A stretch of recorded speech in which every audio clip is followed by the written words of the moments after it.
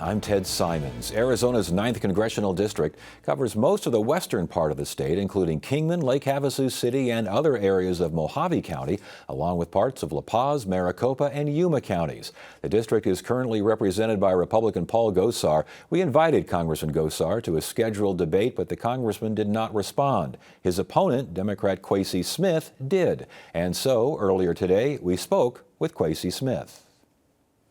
Kwesi Smith, thank you so much for joining us here on Arizona Horizon. We appreciate you taking part in this interview. I'm going to start with the fact that you're running against an incumbent, a longtime incumbent there in a very Republican district. I think there's like 20% active voters are Democrats. You're a Democrat. You're running. Why? Because the time for change, I think, not only in that district and in our state, but the nation is now. And it's going to take people that are not afraid to break the molds, that are willing to be honest with the people, straightforward with the people, and to bring everybody back to the middle, work across party lines. And you have to have a certain kind of candidate that has, one, that background, two, that character and capacity to do that. And I think for this election, I possess those skills that are necessary. We'll talk about that background because, again, you're running against a longtime incumbent who knows his way around Capitol Hill. What qualifies you for this position? Well, again, I think it's the background that I bring to the table. I'm, of course, a veteran of the United States Marine Corps, former police officer, rural guy, raised out in Blythe, California. So I get rural America, which a lot of CD9 is rural America. Small business owner, former police officer. I've worked for couple of dozen years in the ministry and stuff, and so I get the lives of everyday people in my work as a trial lawyer right here in the state of Arizona. I know how to work the law and work around things, and so I think that kind of the skill set is what's necessary right now. Let's talk some issues here. Immigration. First of all, the border with Mexico. Is it an open border? Because your opponent says it is, and your opponent says the reason it is because of Democrats like you.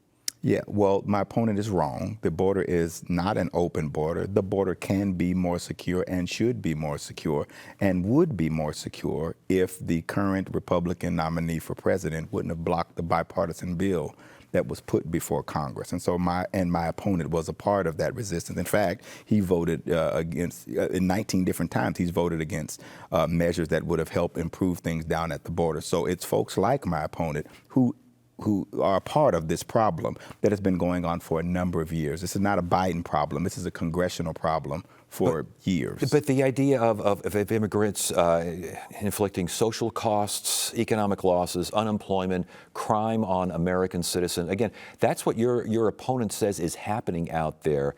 And forget about who's responsible here. He says it's happening out there. What can realistically be done about it? Democrats have been you've had the Democrat in the White House for all these years, and just recently he had a policy, got an executive order there, and all of a sudden migrant apprehensions down 80%. Yeah. And again, this is, my opponent and others in Congress, Republicans and Democrats, playing pitchy woo-woo like we used to play when we were kids.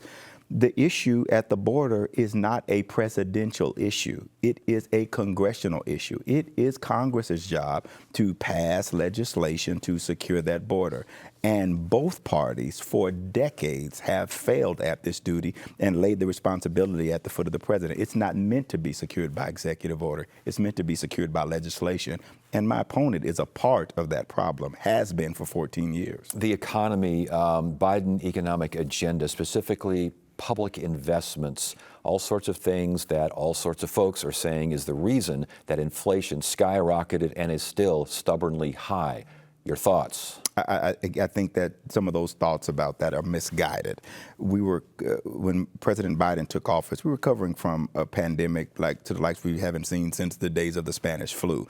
The economy was on its way down then. I think there's a lot of things that the president has done to help improve the economy. However, there is more work to be done, and there may need to be some adjustments in policies from the congressional level, the presidential level, because gas and groceries are still too high. And so we applaud the efforts that the president has made, but there's more work to be done on that, and it's going to take bipartisan effort. As far as, though, government spending, just the simple printing of more money, economists will tell you, you do enough of that and prices are going to skyrocket. They did skyrocket. They're going down, but inflation is still there, and the cost of everything is still high. As a Democrat, what do you do about that? I think you stop. First of all, you get a you pass a budget.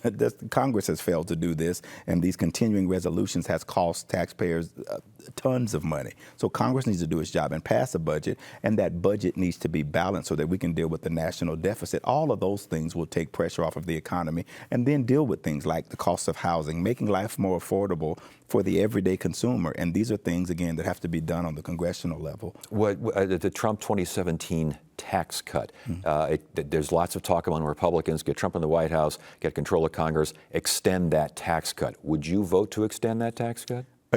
Again, there are some of the taxes that tax cuts that President Trump put in place that were beneficial and useful. There are other things like tax cut for billionaires. Absolutely not. They need to pay their fair share like everyday Americans do. Okay, that particular message, do you think that resonates in your congressional district? Again, a very conservative anti-tax district. Well, again, sure, it does, because people understand who needs to be being taxed and who doesn't need to be being taxed. I agree there shouldn't be tax on tips. I agree that Social Security should not be taxed, and there are ways to fix it, in fact, to shore up Social Security. And so in my district, it's everyday people. We don't have a bunch of billionaires living out in that district. It's everyday folks like me that work everyday jobs and that are not politicians and not billionaires. And again, the taxes need to be fair and fundamental for everybody. That's how, obviously, the nation gains its revenue. So some of those tax cuts need to be extended, but there's others that need to be discontinued so folks like billionaires can pay their fair share. Abortion rights, abortion access. What is your position specifically regarding Congress and how much Congress should be involved? I think Congress needs to codify Roe versus Wade, the right for a woman to choose. And I say that by saying, and me when it comes down to the issue of abortion, people have to understand that everybody who is pro-choice is not necessarily pro-abortion. It's a very complicated, complex medical issue that involves religious things. What we need to do is provide people a framework that's based off of Roe versus Wade and give that to people and let them make their decisions within their late-term abortions and abortions for birth control purposes? Absolutely not. But are we interpleading when there's the health of the mother, the child, and other complications of pregnancy and IVF and other things? No, the government should not be involved in that. We need to provide a framework and give folks a right to choose, and people have to understand. Everyone that's pro-choice is not necessarily pro-abortion. Is that a message, again, that you think resonates with people in your district? Absolutely. I've had conversations with folks, independents, Democrats, and Republicans alike, and the majority of them agree with that sentiment. I may be pro-choice, but that doesn't mean I'm pro-abortion. The idea of representing your district, and I've asked this of a number of folks, especially those who are either Republican and a heavily Democrat or a Democrat and a heavily Republican. If you are elected to Congress and you go to Washington, do you make the right decision as you see it, or do you make the right decision as folks in your district see it? Because it might be very different. Absolutely, and that's an excellent question. That's the best question I've been asked by anybody like you. But you are there as the representative. My job is to represent the people of CD9. Even though I'm running as a Democrat, I am an unashamed, moderate Democrat. I've said it openly. I've had people in my own party tell me since I've been running, "You're not far enough left." I'm not ever going to be that far left like that. Not no libertard or all of the other stuff they said. I am a moderate Democrat, and if I'm sent to Washington, I'm to represent the district, and I understand clearly that it is a conservative district. My job is to not impose my will or decisions for them. Is to represent their thoughts and their ideals. But what if their thoughts and their ideas are very different than what things we have just talked about? Again, this is why you have to do the work of the district, get people together, find out what's going on in the district, and have communication with the constituents within the district, and put people over party. I've always done that, and I always will. All right. Kwesi Smith, thank you so much for joining us. We appreciate it. We wish it were a debate, but it's close enough for the one-on-one interview, and we appreciate your time. Thank you. Absolutely. Thank you for having me. Appreciate you.